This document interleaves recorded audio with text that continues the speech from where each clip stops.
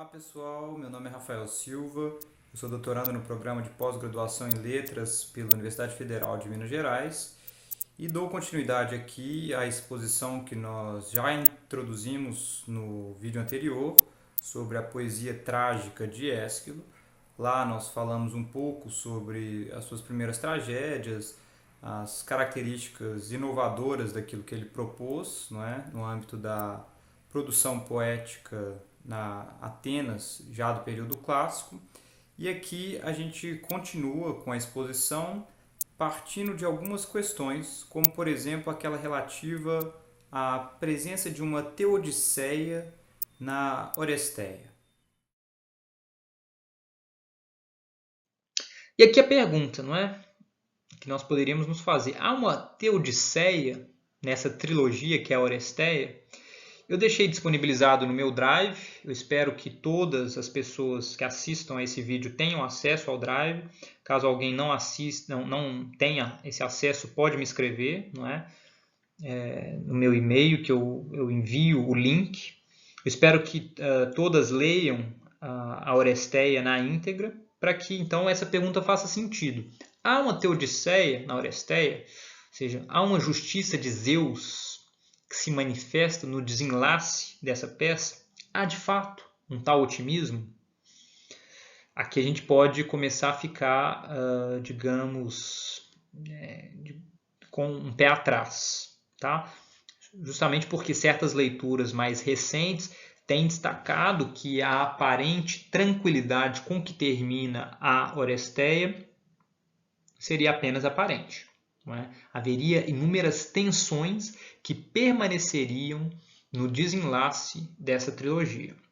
Em todo caso, vamos lá ver essa passagem ainda do Agamenon, não é? Extraída aqui do coro, né? Passagem do coro, quando ele diz aí no início da trilogia: Zeus, quem seja enfim, se lhe é caro este nome, ou com ele o interpelo. Zeus, quem seja enfim, se lhe é caro este nome, com ele o interpelo. Não posso imaginar com toda ponderação, senão Zeus, se deveras devo banir do pensamento a fútil ação. Aquele que antes foi grande, pleno de belicosa audácia, nem se dirá por ser antigo. Aquele que surgiu depois, teve seu trivencedor e foi. Quem propenso celebra a vitória de Zeus, há de lograr prudência em tudo. Ele encaminhou mortais à prudência, ele que pôs em vigor saber por sofrer. A dor que se lembra da chaga, sangra insone ante o coração, e a contragosto vem a prudência.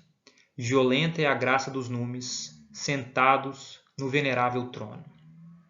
Vejam, aí na tradução belíssima, mais uma vez, do Jatorrano, não é? Ele tem a tradução de todas as peças do Ésquilo, que eu recomendo vivamente, tá? Uma tradução muito poética, muito bonita, e sempre atenta às nuances do vocabulário esquiliano, não é? em grego. Em todo caso, nesse trecho fica muito evidente uma visão trágica da história, a gente poderia dizer, uma visão trágica do desenrolar de fatos humanos, uma vez que aqueles que ascendem à grandeza parecem quase inevitavelmente fadados a ceder à hybris, ao excesso, à violência desmedida, não é? E, por conta desse excesso, caírem, sofrerem então a peripécia no seu destino, não é?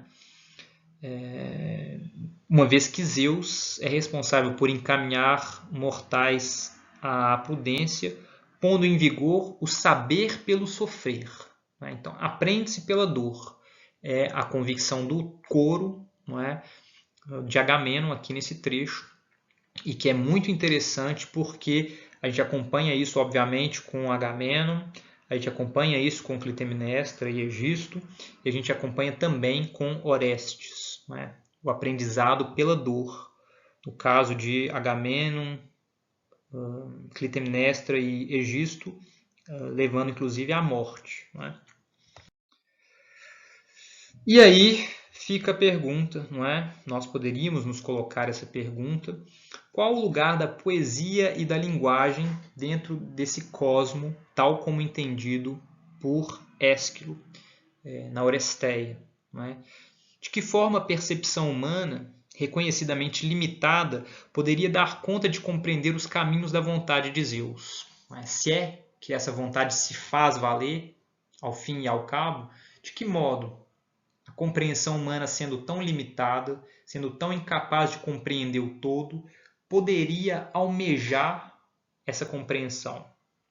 E aqui eu trago uma referência ao Vidal-Naquet, quando ele diz, num texto daquele volume sobre o mito e a tragédia, entre a obscuridade humana e o mundo divino, que não é o da transparência, há apenas o sonho, o presságio e a imagem. Há um intermediário que são os adivinhos e os profetas. Aqui ainda não há solução de continuidade entre o intérprete do sonho metafórico e a personagem com o estatuto de adivinho. Vejam, esse adivinho, não é? Aquele que de alguma forma é responsável por incorporar a palavra divina sobre a qual nós falávamos antes, que poderia de alguma forma indicar um certo caminho aos personagens da tragédia a fim de que eles evitassem o desenlace trágico, eles evitassem a ação trágica, eles próprios falam de forma oblíqua. Eles dão a ver, mas na verdade eles dão a entrever, não é? Por meio de oráculos, por meio de uma linguagem obscura, às vezes esse conhecimento veio por meio de sonhos não muito claros, tá?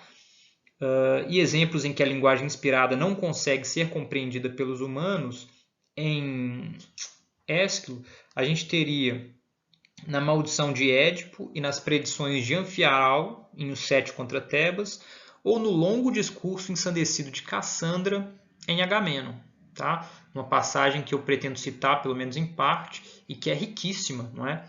Tendo depois reapropriações, não é? Tem um poema atribuído a Licofron, em que Cassandra, enfim, em êxtase, faz inúmeras predições, inúmeras considerações gerais sobre a Grécia, sobre o seu passado, que dá uma indicação muito clara da força desse personagem no âmbito dessa trilogia.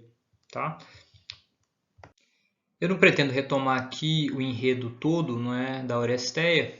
Como eu disse anteriormente, eu sugiro vivamente que todos leiam com atenção essa trilogia, mas só para se ter uma ideia de quem é Cassandra, é preciso levar em conta que a Oresteia tem por pano de fundo o retorno da Guerra de Troia, não é, acompanhando Agamenon, mas da perspectiva de Argos. Não é? Uma vez que a cena se passa diante do palácio dos Atridas, não é? Em Micenas, então da perspectiva daqueles que ficaram na guerra. Agamenon vem trazendo Cassandra como cativa, não é? Ela é uma princesa troiana, ele vitorioso, vem trazendo-a como sua concubina, como sua escrava sexual. Tá? Clitemnestra tinha ficado para trás, não é? Tinha esperado então seu marido durante os 10 anos de campanha contra Troia, mas já de alguma forma associada a Egisto, não é? Primo de Agamenon, associada sexualmente, associada em termos de plano de governo, não é? Porque, enfim, é sempre difícil psicologizar demais as tragédias antigas, mas de alguma forma isso é trazido pelo próprio enredo. Agamenon, para partir para a Guerra de Troia, se viu obrigado ao sacrifício da própria filha Ifigênia em Aulis para obter a aprovação dos ventos, né? Para que os ventos pudessem soprar e a frota de gregos partir em direção a Troia. Ele, né, se vê ali obrigado à decisão, né, sacrificar a própria filha para fazer isso ou abrir mão da expedição contra Troia. Ele, depois de alguma hesitação, faz a opção pelo sacrifício e isso, não é trazido à tona como um dos elementos da tragédia do próprio Agamenon, como se ele viesse a pagar por esse sacrifício humano alguns anos depois. Tá? Em todo caso, Cassandra é essa profetisa, não é? Que uma vez despertara a paixão em Apolo, o Deus se manifestou para ela e Cassandra, de alguma forma, parece ter barganhado com Deus o dom da profecia em troca, por assim dizer, de dormir com ele. Apolo concede-lhe o dom da profecia, mas ela, arrependida, não é, uma vez que era sacerdotisa de Atena, se arrepende da sua promessa e se recusa a transar com Deus. E ele, para castigá-la, faz com que o dom da sua profecia se faça acompanhar também da incredibilidade de todas as suas profecias. Ou seja, ela sempre prevê corretamente o destino, mas ninguém acredita em suas palavras. Esse é o seu fado devido ao engano, né, que ela perpetrou contra Apolo. Então, todas essas dimensões são importantes se levar em conta para compreender uma passagem como essa, em que o poder da palavra de Cassandra fica muito forte e que é um tema caro já ao próprio Ésquilo. Tá? Esse poder da palavra, como capacidade de desvendar o futuro, como capacidade mesmo de se tornar ato, é muito caro ao próprio Ésquilo, como a gente vê nessa passagem aí extraída do coro de Agamenon, em que o poder arcaico da palavra é muito claro, não é? O coro diz: quem afinal deu nome em tudo tão verdadeiro? Não o vemos a dirigir com previsão do destino a acertada língua. A belinubente e litiginosa Helena, com nitidez, é lesa naus, é lesa varões e lesa país. Nessa passagem, o poeta sugere um jogo linguístico entre Helena e os adjetivos Helenas, Helandros e Heleptolis, que foi traduzido aí como lesa naus, lesa varões, né, e lesa país. O Jatorrano tenta manter algo do nome de Helena, não é, nessas recriações, mas o jogo em grego é muito mais potente, não é, porque a gente realmente escuta o som Helenas, Helandros, Heleptolis, né, com o coro defendendo que um nome seja então capaz de exprimir por si só toda a verdade. Tá? Se no próprio nome de Helena já houvesse a dimensão destrutiva dessa figura. E aqui chegamos a essa grande cena entre Cassandra e o coro, que é de alguma forma o quase ápice de Agamenon, não é? Nós já estamos na véspera do desenlace trágico, e que é impressionante em termos dramáticos, porque ao longo dessa cena nós tínhamos acompanhado Agamenon e Cassandra em cima da carruagem, chegando, não é, à frente do palácio dos Atridas.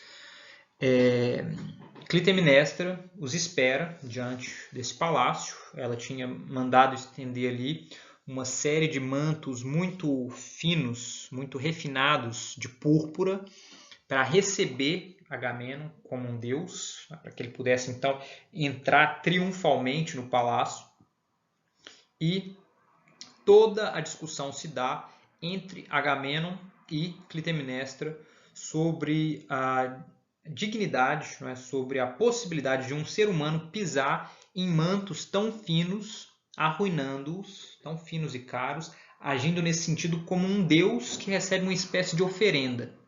Agamenon, a princípio, parece reticente, não é? Nessa cena ele parece não querer marchar sobre esses tecidos finos. Mas Clitemnestra tanto insiste, tanto cativa, não é? Tanto, de alguma forma, acaricia o ego de Agamenon como grande general, vencedor dos troianos, maior dos gregos, digno de ser louvado sim como a um deus, que ele eventualmente cede. E da perspectiva do público, essa cena deve ter sido incrível, porque é Agamenon descendo da carruagem, descalço, e colocando os pés de volta em casa, em cima de um tapete, não é, composto ali por vários tecidos finos, escarlate, que vai em direção ao seu palácio. Não é? Então, quase como uma espécie de rio de sangue, se esses tapetes fossem de fato colocados ali, não é? Esses tecidos finos, que vai da carruagem em direção ao palácio. E os dois entram, não é?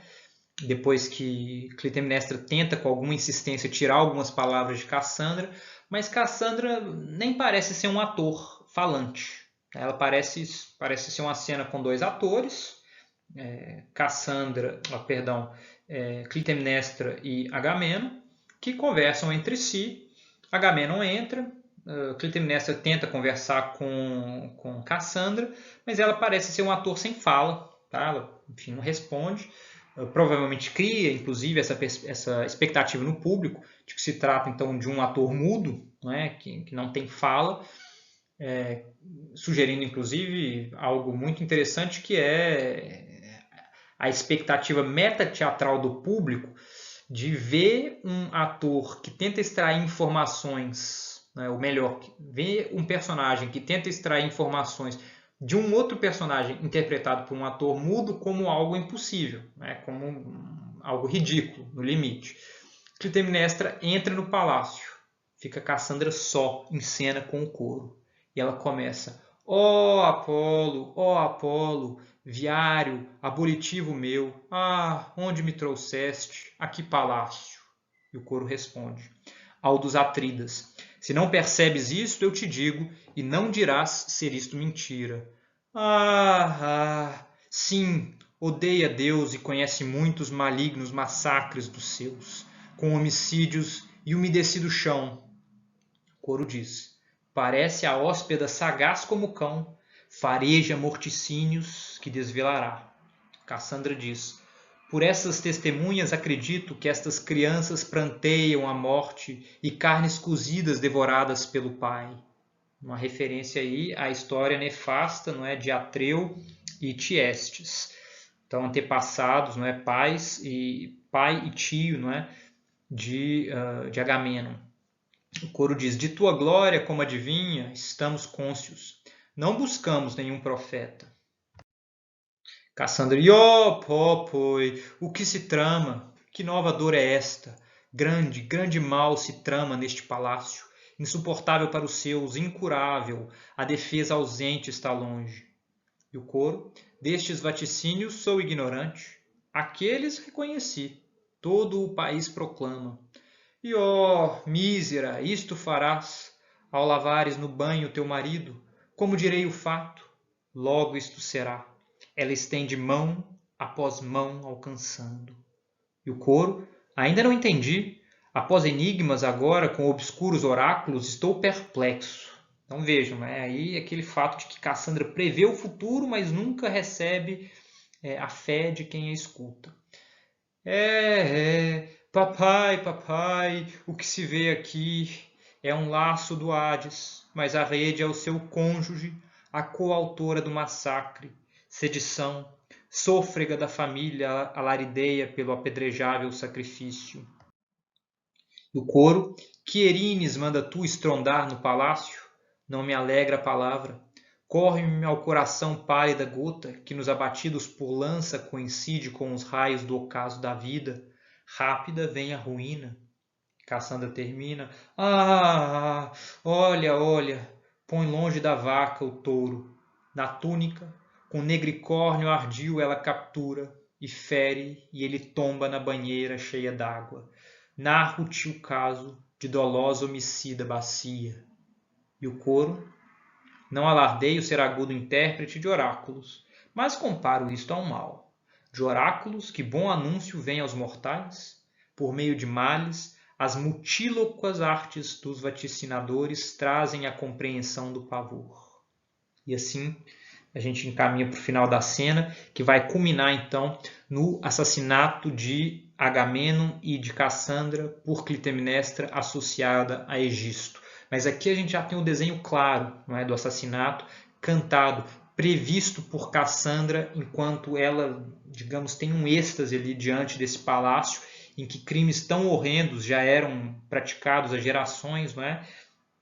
E dos quais ela própria se vê parte logo na sequência. Não é? O destino terrível dessa estrangeira que é trazida à força para morrer de forma ignominiosa nesse palácio dos Atridas, fazendo parte, então, da maldição dessa família. Há inúmeros aspectos de interesse nesse trecho, não é? A estranheza e a hesitação que o coro apresenta perante a expressão lutuosa e agorenta de Cassandra, principalmente a partir de suas interpelações ao deus Apolo.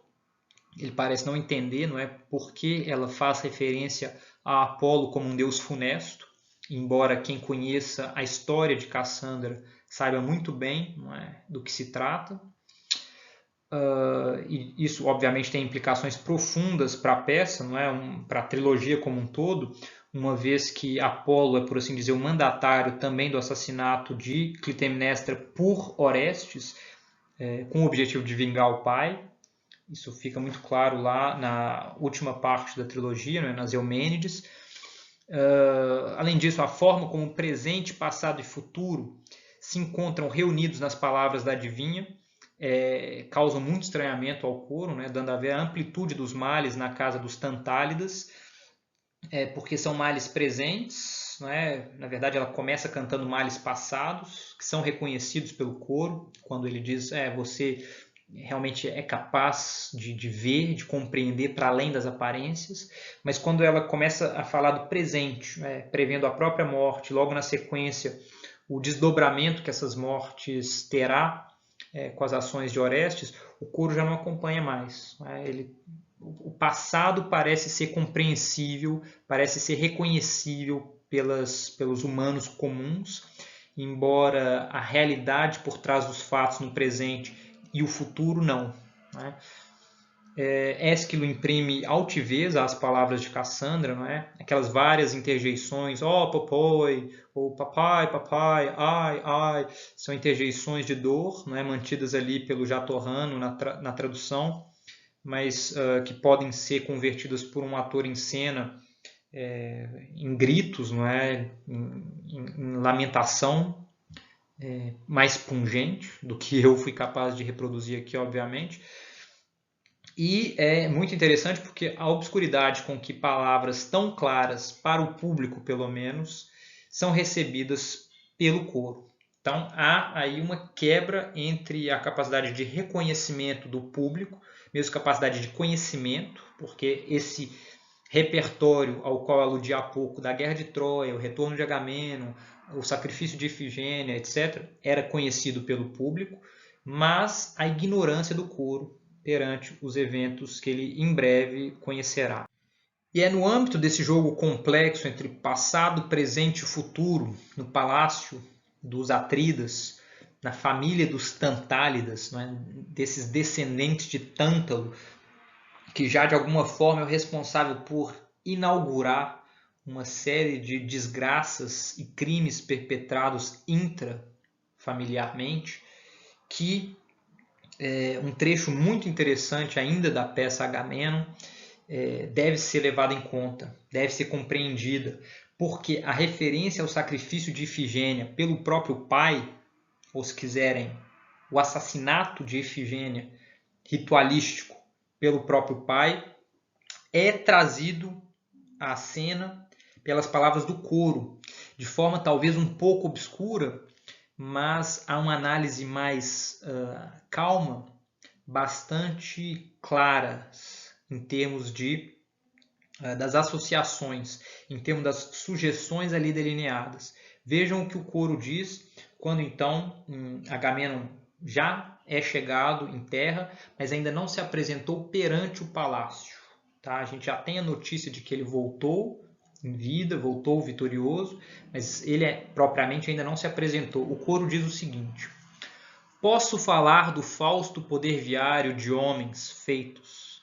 Por Deus persuasão ainda me inspira e a idade é apta ao canto das façanhas. Impetuoso pássaro envia à terra teucrida o poder aqueu de 2 tronos, o prudente império da juventude grega com lança e braço atuante. Os reis das aves ante os reis das naves, o negro e o outro alvacento atrás, vistos perto do palácio à mão da lança, em bem evidentes posições, devorando a lebre prenhe com sua cria, tolheram-lhe últimas corridas. Lúgubre, lúgubre canta, mas vence o bem. O sábio adivinho, ao ver, soube 2 Atridas, de dupla índole, belicosos, vorazes de lebre, condutores do império, e disse o vaticínio: há tempo esta incursão pilha o país de Príamo, ruína e espolhará com violência todas as tropas que o povo pôs copiosas diante das muralhas. Que a ira dos deuses não entenebreça por precipitado o grande freio de Troia acampado. Por dó, Ártemis pura se recusa aos alados cães do pai sacrificadores de mísera lebre prenhe antes do parto, e tem horror ao repasto das águias.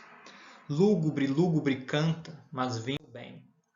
A bela, porquanto benévola com filhotes inermes de árdegos leões, e prazerosa com lactentes crias de todos os animais selvícolas, pede que deles se cumpram sinais, destras, mas repreensíveis visões.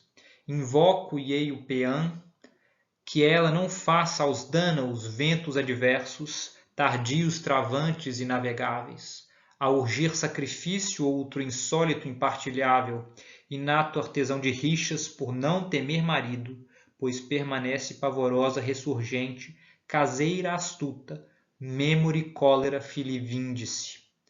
Calcas proclamou com grandes bens tais sinas de pássaros viários ao palácio real. Consoante com elas, lúgubre, lúgubre canta, mas vença o bem. É muito evidente a linguagem da caça e do sacrifício nessa passagem, mas tal como sugerido pelo Vidal-Naquet, ao longo da Oresteia como um todo, aqui a referência à lebre prenha, não é? Que parece ser então um sinal interpretado por Calcas, essa lebre que é então capturada por uma ave negra e uma ave branca, que é interpretada então como a captura de Troia por Agamenon e Menelau, não é? Os dois Atridas, que pegando ali Troia vão de alguma forma minar o seu futuro, vão minar a sua prole, né? Tal como as aves capturando a lebre prenha minam a sua prole. É óbvio, enfim, pelo menos a mim parece que a raiva, por assim dizer, de Ártemis não se aplica pela visão em si, né? Não se aplica pelo fato de que essa lebre, estando prenha, seja capturada pelas aves de rapina, mas muito mais pela provável referência às ações de Agamenon e Menelau com a captura de Troia, levando à destruição de uma cidade, de toda uma geração de crianças, de jovens, a perpetração de inúmeros atos sacrílegos contra as mulheres. Ártemis, que é essa deusa protetora obviamente, das feras selvagens, da caça, das figuras fora do ambiente urbano, não é? Nos ambientes mais selvagens, mas que por isso mesmo é protetora das crias, não é? Protetora das gerações novas que perpetuam o ciclo de vida.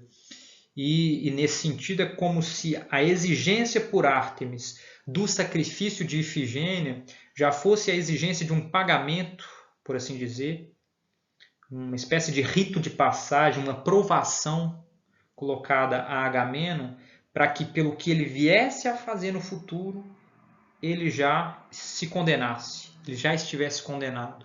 Só se colocando como assassino da própria filha é que ele então estaria à altura da captura de Troia, da destruição de toda uma geração e, portanto, do castigo que viria a ser aplicado ao seu comportamento pela própria mulher e seu amante alguns anos depois.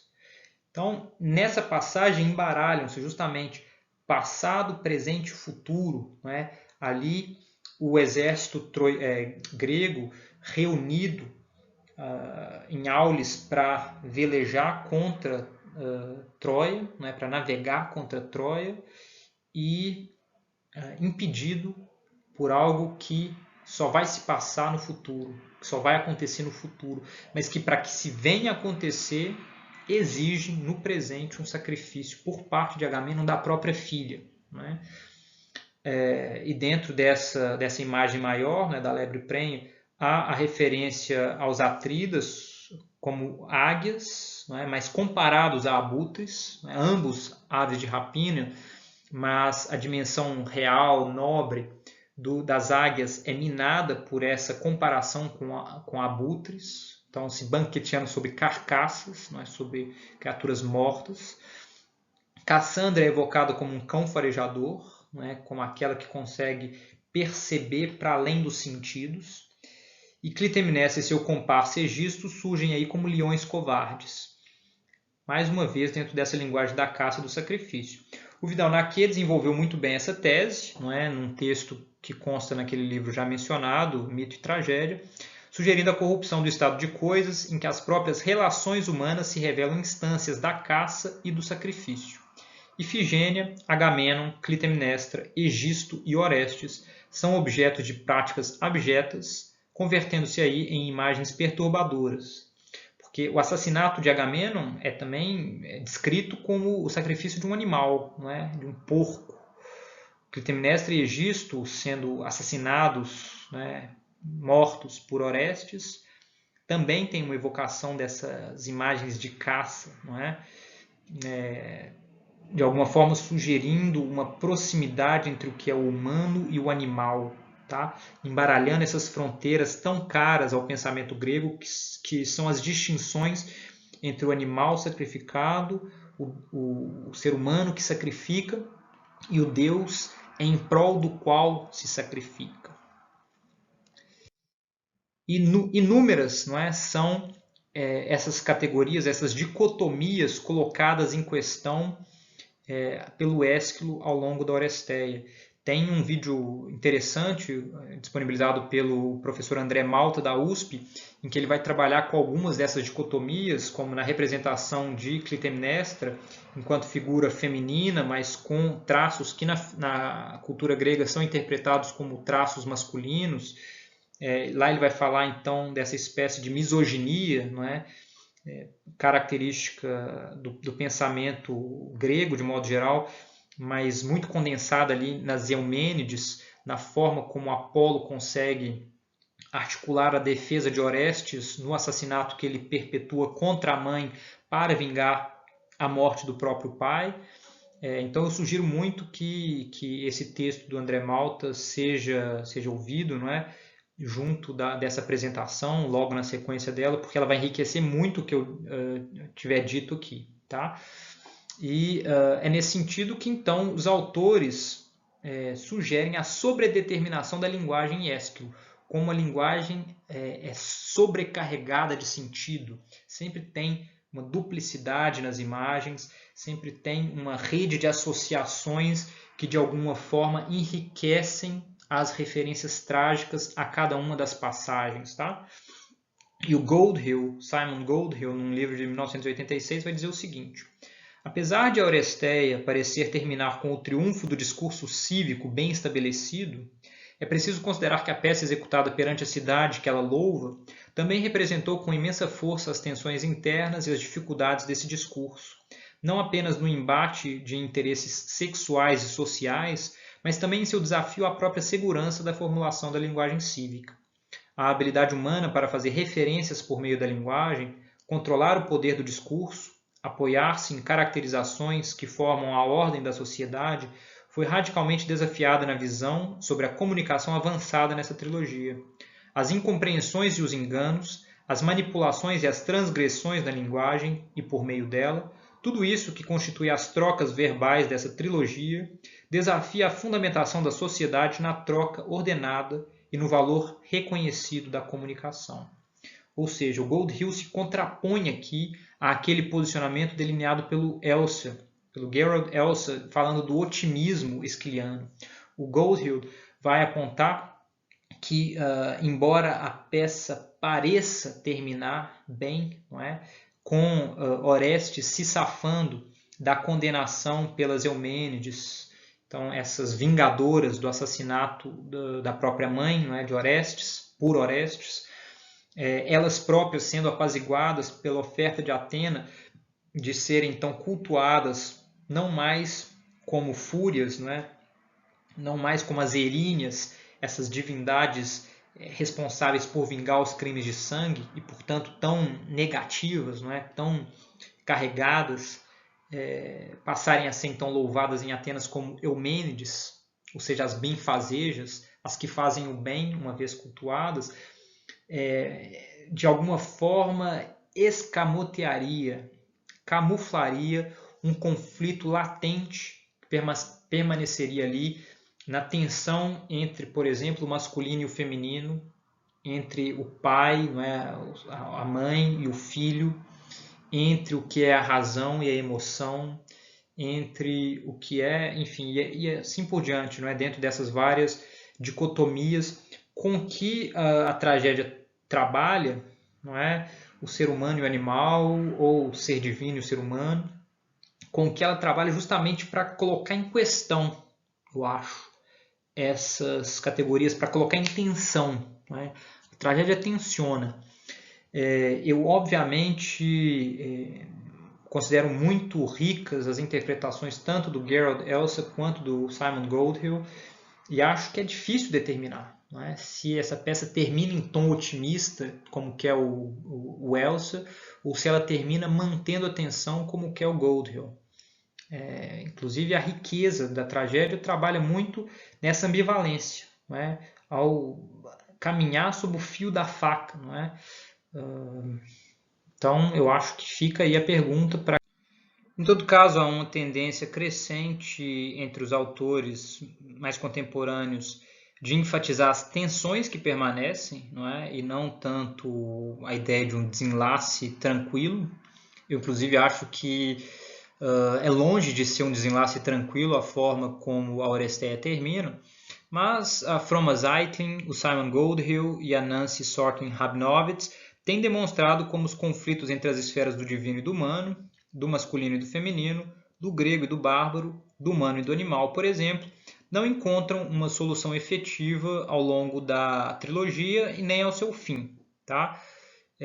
Aí algumas das dicotomias importantes para pensar a Oresteia. Esse trecho é trabalhado por alguns desses autores, não é? É um trecho da fala de Agamenon em resposta a Clitemnestra, quando ele diz: "No mais, não me amoleças à maneira de mulher, nem como a um bárbaro não me aclames prostrada aos gritos, nem com vestes cubras o invejável acesso, deuses assim se devem honrar. Sobre os enfeitados adornos, mortal não tenho como andar sem pavor. Deem-me honras de homem, não de Deus. Sem tecidos sob os pés nem enfeites, a palavra fala, e o não pensar mal é o maior dom de Deus. Felicite-se quem finda a vida em amável conforto. Se eu em tudo assim agisse, confiaria." Vejam como nesse trecho, não é, proferido pelo Agamenon, essas categorias, essas dicotomias entre homem e mulher, ser grego e ser bárbaro, ser humano e ser divino, elas são de alguma forma reforçadas, não é, pelo discurso da personagem. Contudo, o desenrolar da peça mostra que justamente não é? Ele não vai manter essa distinção entre o que é ser humano e o que é ser Deus. E aí fica a sugestão de que ele provavelmente não mantém a distinção entre o que é ser homem e o que é ser mulher, entre o que é ser grego e o que é ser bárbaro e assim por diante.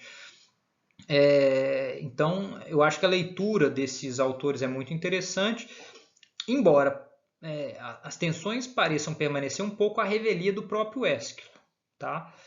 Sobretudo porque no desenlace lá da tragédia ele parece justamente sugerir que a intervenção de Atenas se daria no sentido de perpetuar uma espécie de teodiceia em que as dicotomias voltariam a ser defendidas, não é? Ou voltariam a ser mantidas. Isso pode ser conferido lá na leitura que o André Malta faz essa passagem, embora ele ressalte muito bem, não é, a tensão que permanece. Não é? A gente não tem, de fato, uma resolução dos conflitos delineados ao longo da trilogia. Para terminar, não é, algumas palavras sobre o poeta como Didáscalos, que aparece ao longo da obra de Ésquilo, de forma mais específica nessa trilogia, o desejo de aprender a verdade dos deuses e da realidade humana, convertendo-se na grande lição de Ésquilo. Tá? A gente falou antes sobre palavras obscuras, não é? As palavras do poeta, as palavras da profetisa, mas a sugestão parece ser a necessidade de aprender a ver a verdade para além ou por meio dessas palavras da poesia.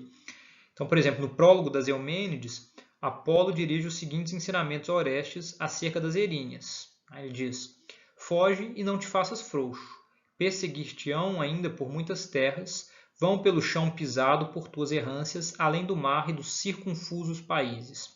Não te canses de pastorear esta fadiga.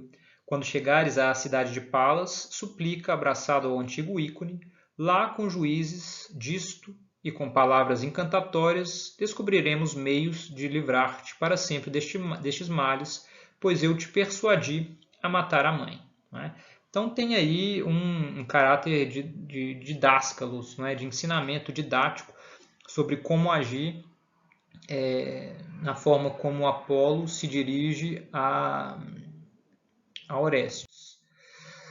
Já no início do segundo episódio, Orestes retoma os ensinamentos do deus. Né? Vejam aí como ele vai replicar aquela frase ou aquelas frases ditas pelo próprio deus para ele, dizendo o seguinte: eu, instruído entre males, conheço bem cada ocasião, e quando é justo, falar e também calar. Nessa situação, o sábio mestre ordenou que eu fale. O sangue dorme e se apaga da mão, a poluência matricida agora se lavou. No lar do deus Febo afastaram-na, ainda fresca lustrações de sangue suíno. Longo seria, desde o princípio, contar quantos abordei com incólume contato. O tempo depura tudo, envelhecendo junto. Agora, com lábios puros e palavra fausta, peço a Atena soberana desta região socorrer-me. Conquistará sem lança a mim mesmo, a terra e o povo argivo, fiel por justiça para sempre aliado. Então aí uma aplicação do ensinamento proposto por Apolo, não é, a Orestes, ele o coloca em prática dentro da própria peça.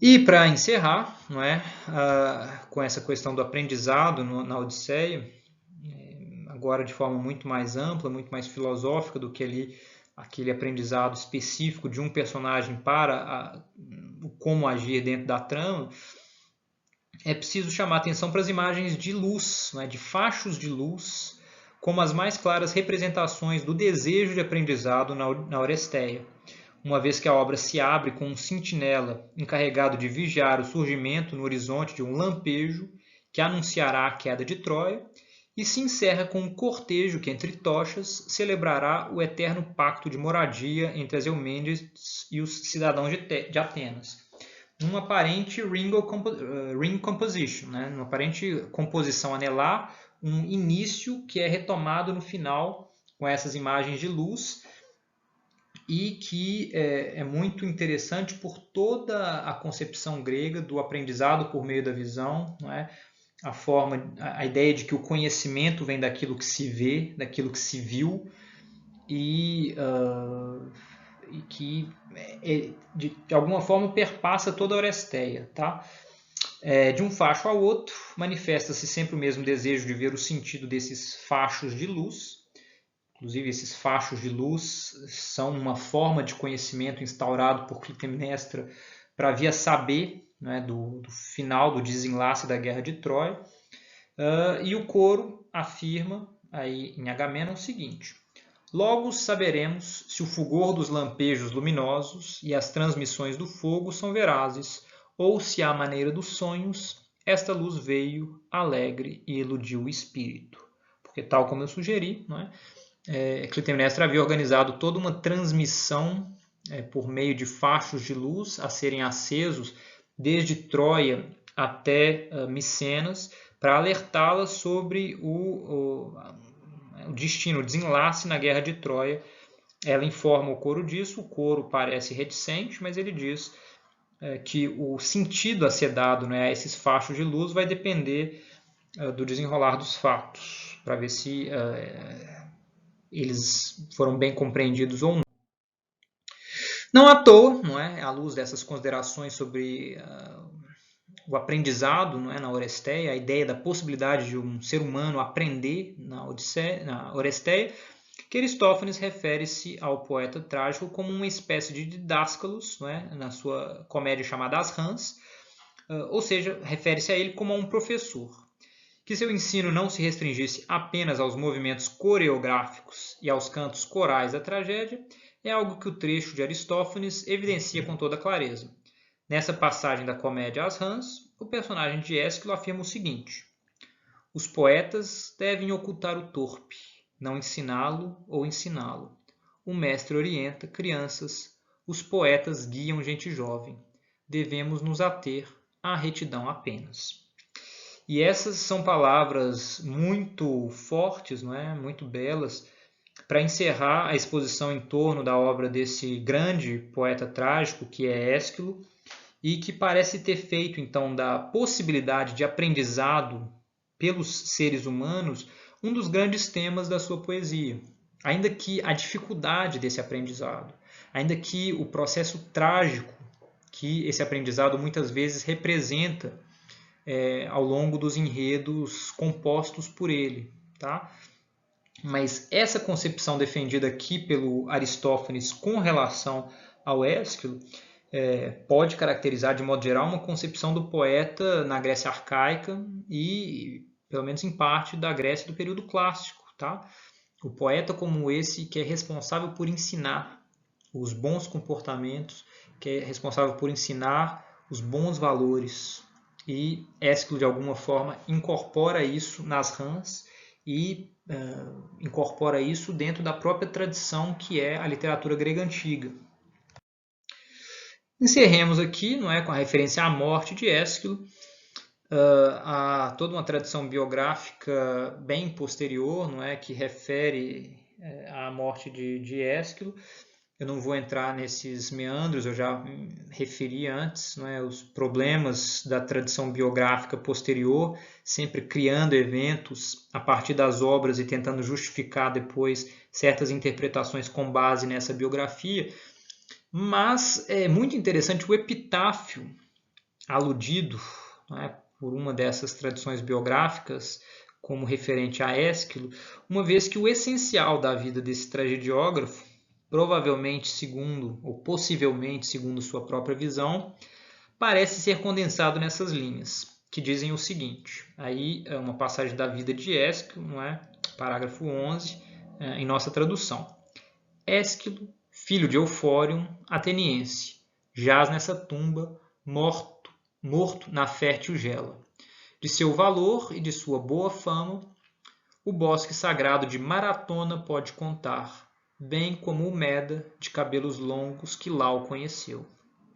Ou seja, esse grande tragediógrafo, responsável por algumas das mais belas tragédias que nos chegaram e que fazem parte do nosso repertório hoje, lembrado, não é, nesse epitáfio, não menciona sua atuação cívica como responsável por tragédias, responsável por ensinar os coros, por ensinar as falas aos atores, por compor essas tragédias e apresentá-las ao público ateniense, por encarnar esses valores em sua poesia, mas aparece antes de tudo como um soldado, como aquele que lutou por Atenas e que deu seu sangue, não é, na batalha de Maratona para evitar que o Meda de cabelos longos dominasse Atenas, dominasse a Grécia. Não é? Obviamente o tom patriótico, no limite a gente poderia dizer nacionalista, não é, com algum anacronismo, é muito evidente nesse epitáfio. Mas é interessante, inclusive, para que a gente pense a função da poesia nessa sociedade. Provavelmente uma função muito análoga a essa, digamos, sugerida como a atuação principal de Ésquilo. Ou seja, uma educação com fins práticos, uma educação com fins na política, uma educação com fins na batalha, não é? Na defesa da pátria. E isso dá muito a pensar sobre o papel da educação e, antes de tudo, o papel do poeta na educação antiga. Tá? Eu acho que se nós conseguirmos ver a tragédia como uma manifestação poética, artística, que se dá num contexto de festival religioso, com implicações políticas, em que ambas essas dimensões são potencializadas pela função pedagógica dessa poesia, a poesia ali encenada, pedagógicas tanto para o público mais jovem, que se forma enquanto cidadão, mas também para o público já formado cidadão, a fim de levá-lo a refletir sobre seus valores, a colocar em questão algumas das suas crenças, algumas das suas ideias, digamos, uma compreensão interessante, satisfatória, a meu ver, da poesia de Ésquilo terá sido alcançada, porque ele trabalha em todas essas frentes.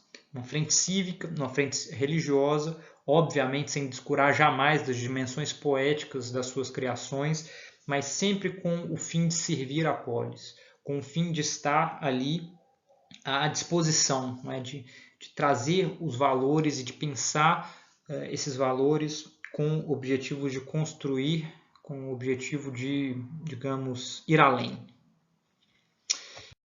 E aqui algumas referências, não é, a bibliografia primária. Obviamente eu sugiro muito vivamente a leitura das Rãs do Aristófanes, de onde saíram essas considerações finais, a Oresteia do Ésquilo, mas todas as peças do Ésquilo de modo geral, com tradução do Jatorrano, que é a tradução que eu mais recomendo, porque a meu ver é uma das mais belas e muito atenta aos detalhes do grego. Tem outros autores antigos, enfim, que eu não citei diretamente, mas que estão na base de várias das informações que eu trouxe sobre os desenvolvimentos da tragédia. E da bibliografia secundária, não é? Eu já citei esse livro da Lorena Lopes da Costa, que eu acho muito interessante em português, mas é para pensar sobretudo as tragédias posteriores, não é? De Ésquilo e de Sófocles. Esse livro do Gerald Elsa é riquíssimo, é um pequeno livrinho, mas muito bom. O livro do Simon Goldhill, Reading Greek Tragedy, é interessante para ter uma ideia de conjunto, não é? Dos 3 tragediógrafos, embora ele faça leituras específicas de algumas peças, mas sempre questionando, né, mostrando as tensões, a manutenção das tensões. O livro do Albin Lesk é uma ótima introdução geral à tragédia grega, tá? Porque vai visitar a biografia e a bibliografia de cada um dos 3 poetas trágicos, Ésquilo, Sófocles e Eurípides. O livro do Jean-Pierre Vernon, com Vidal-Naquet, eu já mencionei antes, é muito bom, não é? Mito e Tragédia na Grécia Antiga. O texto do Vidal-Naquet presente nesse livro é riquíssimo, tá? Vale muito a pena. E tem ainda os textos da Froma Zeitlin, da Nancy Sorkin-Rabinowitz, mais recentes, não é, em inglês, para quem tem interesse em trabalhar com a manutenção das tensões, o questionamento das dicotomias características do pensamento grego. Elas têm artigos verdadeiramente contundentes em demonstrar que as leituras otimistas, não é, as leituras homogeneizadoras de Ésquilo, muitas vezes não dão conta da letra do texto. Tá? Então é isso, eu lamento, aparentemente está se tornando um hábito, né, essa aula de 1h50.